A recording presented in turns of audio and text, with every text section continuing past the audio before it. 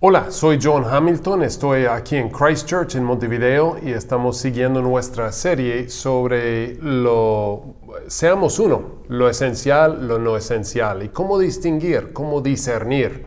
Y hemos hablado mucho del credo apostólico, pero quisiera decir y recordarnos que después de Cristo y antes del credo, estaban las cartas pastorales, las cartas apostólicas, las cartas que escribieron Pablo y Pedro y Juan y Santiago y otros.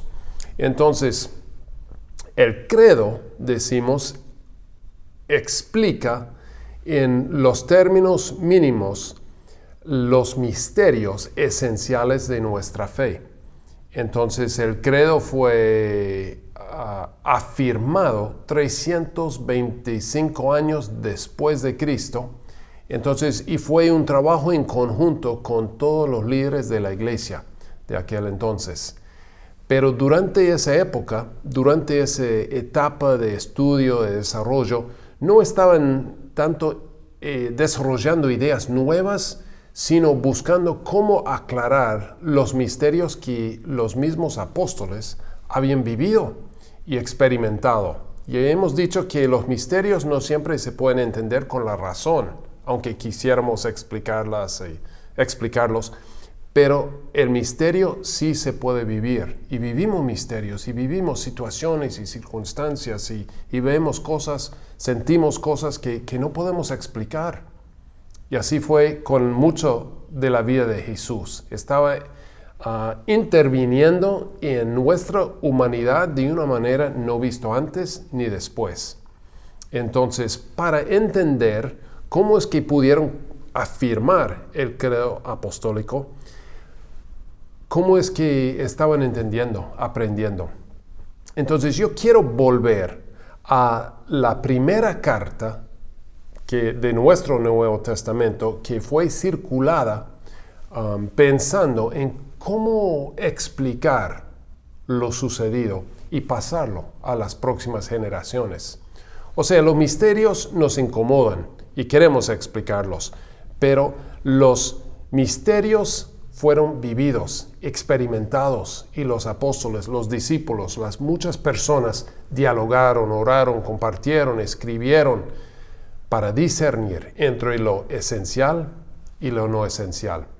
Ojalá que todos tuviéramos en la mano una Biblia y pudiéramos buscar la carta a los Gálatas. Aquí detrás mío hay una Biblia que siempre está aquí en la iglesia en Christchurch. Es una Biblia histórica que viene desde la fundación de la iglesia de Emmanuel aquí en Montevideo.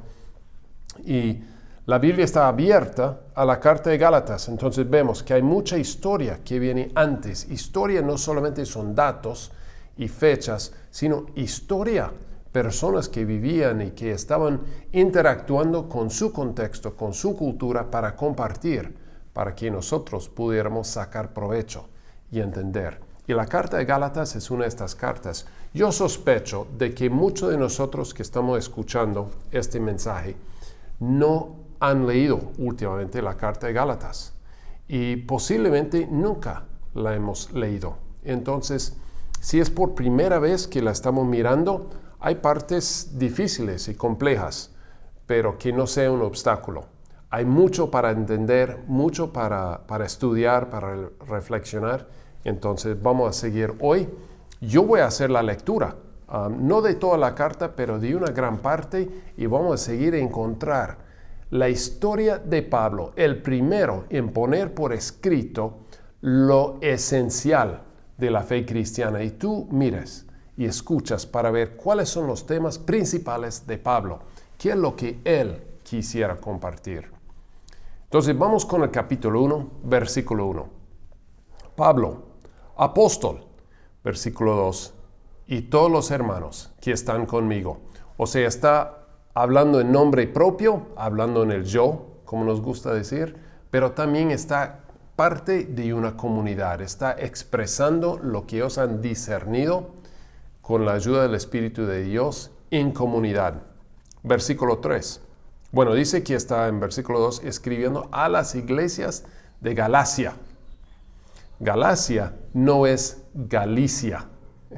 Galicia en España, no es Galacia en Turquía, lo que hoy día es Turquía, Asia Menor para ellos. No Galicia, sino Galacia. Bueno, versículo 3.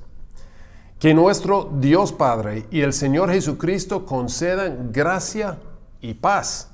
Y hemos dicho que hay algunos que quieren enfatizar que lo que viene del Padre es autoridad y busca obediencia. Pero viene ofreciendo, Pablo dice, gracia y paz. Es importante y así va a iniciar todas sus cartas. Versículo 4. Jesucristo dio su vida por nuestros pecados para rescatarnos de este mundo malvado según la voluntad de nuestro Dios y Padre. La primera frase casi escrita y circulada por la iglesia es Pablo, el teólogo, el filósofo, el abogado, expresando en una frase lo esencial del Evangelio. Jesucristo dio su vida por nuestros pecados para rescatarnos de este mundo malvado según la voluntad de nuestro Dios y Padre. Está dando su tesis de la carta, su punto principal. Está aclarando y termina diciendo, a quien sea la gloria por los siglos de los siglos. Amén. Entonces, Pablo aquí ha escrito el primer credo. Es un credo. Es yo creo. Entonces, aquí viene el primer paso en establecer lo que más adelante va a ser el credo apostólico, el credo de Nicea. Está diciendo, este es lo que creemos. Yo, Pablo, apóstol, con la comunidad de los que están conmigo. Y es interesante en el versículo 5 que dice, a quien sea la gloria por los siglos de los siglos. Amén. Hace unas charlas atrás estamos hablando del Padre Nuestro, de cómo orar, de diferentes maneras de orar. Y me he dado cuenta que algunas personas cuando oran el Padre Nuestro terminan diciendo, y líbranos, líbrame, líbranos del mal. Y se terminó. Y otros decimos, porque tuyo es el reino y el poder y la gloria para siempre. Amén. Y es que las oraciones, como esta oración de Pablo, que son muchas en el Nuevo Testamento, terminan con una frase que redondea y da la gloria al Padre y termina amén. Entonces, los estudiosos desde los tiempos tempranos sintieron que de pronto Mateo había dejado algo fuera de su evangelio y añadieron esa frase para terminar, porque tuyo, Padre, es el reino y el poder y la gloria para siempre. Amén. Entonces vemos cómo desde la misma experiencia vivida, los apóstoles y sus compañeros, sus colegas, empiezan a discernir cómo expresar y compartir lo sucedido. En Galacia, quisiera decir, es uno de los centros, una de las cunas de la fe cristiana, unos 300 millas o casi 500 kilómetros al norte de Jerusalén. Y es ahí donde primero llamaron cristianos a los seguidores de Cristo. Y desde Antioquía, una ciudad en esa región, es donde establecieron uno de los 5 patriarcados. Y los 5 patriarcados estaban geográficamente venían de Europa, Asia y África y se pusieron de acuerdo para los consejos ecuménicos más adelante y estuvieron unidos en el credo y en todo, en la misión y el mensaje de Jesús del Evangelio hasta el año 1054. Entonces, durante 1000 años, y esto hemos hablado en otra parte. Pero yo quisiera seguir con Gálatas y vamos a repasar rápidamente y tocar algunos de los puntos que a mí me interesa para el día de hoy. En el versículo 6, Pablo dice, me asombra que tan pronto estén dejando ustedes a quien los llamó por la gracia de Cristo para pasarse a otro evangelio. Y me hace pensar en la iglesia de hoy, las iglesias cristianas. Entonces, es tan fácil que nosotros, en vez de enfocarnos en el amor y la gracia y la paz de Jesucristo y lo esencial, estamos como volcados, por decirlo así, a otro evangelio y estamos siguiendo otras cosas. Y Pablo dice en versículo 7, no es que haya otro evangelio, sino que ciertos individuos están sembrando confusión entre ustedes. Quieren tergiversar el evangelio de Cristo, o sea, quieren cambiar y distorsionar el evangelio, el mensaje. Entonces me hace pensar en el mundo de hoy cuando hablamos tanto de las noticias falsas, el fake news, y que vamos con grandes oradores hablándonos cosas que son esenciales para votar o para hacer o de muchas cosas y realmente no es parte de la esencia del evangelio. Entonces estamos mirando un libro de historia desde la antigüedad y dándonos cuenta que muchos de los problemas de los seres humanos, de los seres humanos, siguen siendo los mismos. Entonces, Pablo va diciendo que, mire, nadie más debe traer un evangelio, un mensaje de Cristo que sea diferente a lo que hemos establecido. Entonces, volvemos al credo, volvemos al evangelio, vemos a lo que dijeron y afirmaron en los primeros siglos.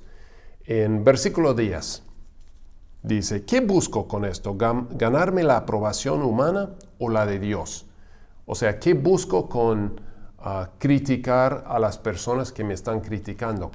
Pero Pablo está diciendo que lo más importante es mi relación con Dios, que Dios aprueba mi vida. Yo no vivo y no me interesa recibir la aprobación de los demás. O sea, no es la motivación principal en mi vida. Y es importante para nosotros discernir cuál es nuestra motivación, cuál es mi motivación y cuál es la motivación de las personas que nos están llevando con sus enseñanzas, con sus comunicaciones. ¿Cuál sería su motivación? ¿Por qué lo están haciendo? Pablo dice en el versículo 11, quiero que sepan, amigos, hermanos, que el evangelio que yo predico no es invención humana.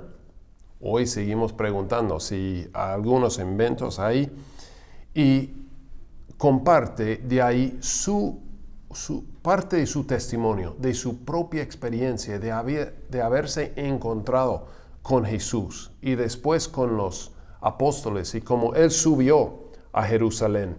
Está hablando del misterio del poder transformador de Dios para cambiar, transformar una vida, una sociedad. Pablo comparte y les hace recordar cómo él fue un gran perseguidor de los cristianos. Fue una persona fanática en exigir las reglas de la ley del judaísmo, de honrar a Dios y honrar a Dios no admitiendo que Jesús fuera el Mesías. Entonces él quería silenciar a todos los que hablaron de Jesús, pero después él tuvo un encuentro personal con Jesús y eso le transformó la vida y se metió a estudiar y estuvo 14 años recapacitando, un hombre muy erudito, muy estudiado. Había aprendido toda esa Biblia desde arriba para abajo, lo podía explicar y ahora se dio cuenta que tenía que recapacitarse y que lo había leído con unos filtros y esos filtros ya Jesús los había sacado, los había puesto otros, que era la gracia, la paz, una misión diferente. Entonces, seguimos. Que Pablo dice que subió eventualmente y con Bernabé, con Tito, personas que aparecen mucho en el libro de Hechos y en el Nuevo Testamento. Tito, que estuvo con Pablo durante más de 20 años y andaba rodeado con un amigo. Pablo no es un hombre solitario, es un miembro de una comunidad que están trabajando, discerniendo, trabajando su comunicación como nosotros, sus expectativas, todas las cosas que van con formar parte de una comunidad. Quiero pasar entonces al capítulo 2, versículo 6. Pablo ya había ido subido para encontrarse con Pedro, Santiago y Juan. Dice en el versículo 6, en cuanto a los que eran reconocidos como personas importantes, aunque no me interese lo que fueran, porque Dios no juzga por las apariencias. Pablo está aclarando que Pedro, Jacobo, Juan ya son los grandes, los capos del movimiento cristiano, pero Pablo está diciendo, no hay que ser intimidado, ni ustedes por mí, ni yo por ustedes, porque lo más importante no es la apariencia externa. Lo que importa es el corazón. Entonces, él habla de ellos en el versículo 8, dice, el mismo Dios que facultó a Pedro como apóstol de los judíos, me facultó también a mí como apóstol de los gentiles. En efecto, versículo 9, 2:9, Jacobo, Pedro y Juan, que eran considerados columnas, al reconocer la gracia que yo había recibido, nos dieron la mano, o sea, amistad, comunidad. Esa es una historia increíble. Hace poco Pablo se llamaba en aquel entonces Saulo, fue un gran perseguidor de los cristianos, todavía no se llamaban cristianos, de los seguidores de Cristo. Pablo había perseguido a Pedro, Jacobo y Juan, y ahora ellos están haciendo la paz, la reconciliación. Entonces, por eso Pablo escribe en Corintios, Dios nos ha encomendado un ministerio de reconciliación. Es muy importante. Es una señal, dar la mano de compañerismo, de que vamos a trabajar juntos. Y dice versículo 10, que me animaron a siempre recordar a los pobres. Y eso es precisamente, dice Pablo, lo que he venido haciendo con esmero. Nuestro valor es por la gracia que recibimos de Dios y no por nuestras apariencias. Pero la gracia no es nuestra para anunciar, como para decir, mire toda la gracia que tengo yo. Esa gracia debe ser reconocida por otros. Que otros miembros de la comunidad destacan nuestra capacidad, nuestro amor, nuestra paz, el fruto de nuestra vida. Seguimos entonces en el versículo 11. Pablo empieza a compartir como cuando Pedro fue a Antioquía, ellos tuvieron una discusión muy fuerte. De hecho, Pablo dice, le eché en cara su comportamiento condenable. Entonces, muy fuerte. Está diciendo Pablo, Pedro, y eventualmente en Hechos 15 hay una reunión de todo el liderazgo para resolver la diferencia entre Pablo y Pedro.